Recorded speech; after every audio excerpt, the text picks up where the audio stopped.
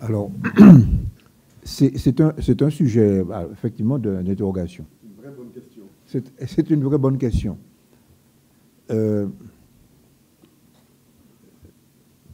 Lorsque nous avons présenté notre premier...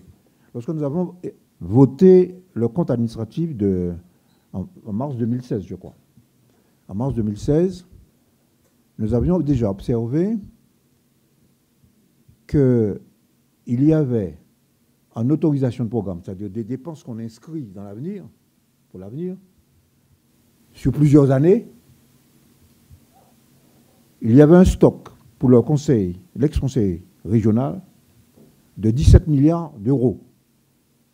Et avec l'aide de l'ancienne directrice des finances du Conseil général, qui m'avait expliqué comment le faire, nous avions calculé ce qui a été fait là maintenant, qu'il faudrait 46 ans pour éponger ces autorisations de programme si elles étaient juridiquement fondées.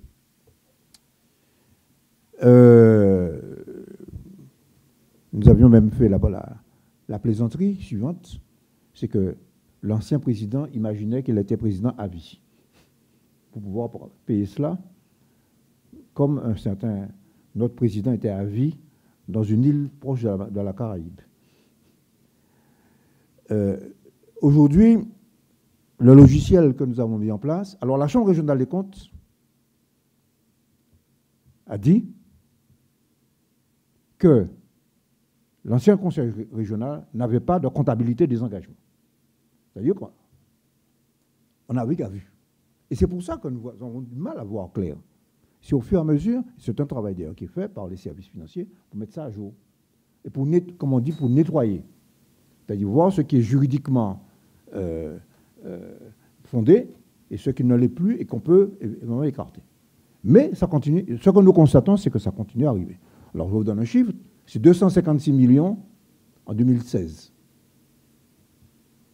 par exemple. OK?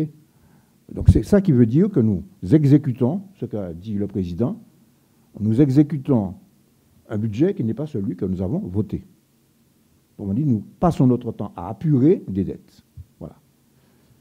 Alors je voudrais ajouter quand même, pour compléter le propos du collègue Laventure, c'est que notre prospective, c'est d'annualiser les dépenses, de faire des programmes pluriannuels.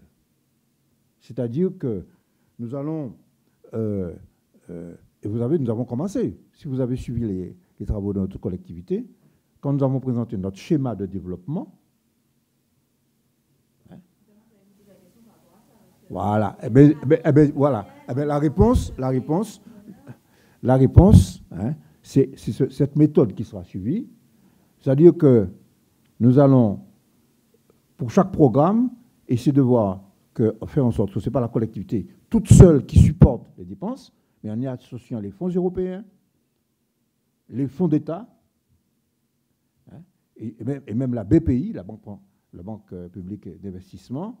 Si vous regardez les fiches qui ont été faites dans ce schéma, c'est cette méthode-là, et en plus c'est annualisé, c'est-à-dire qu'on répartit sur plusieurs années. Voilà comment on peut espérer sortir la Martinique de cette difficulté, mais quand même,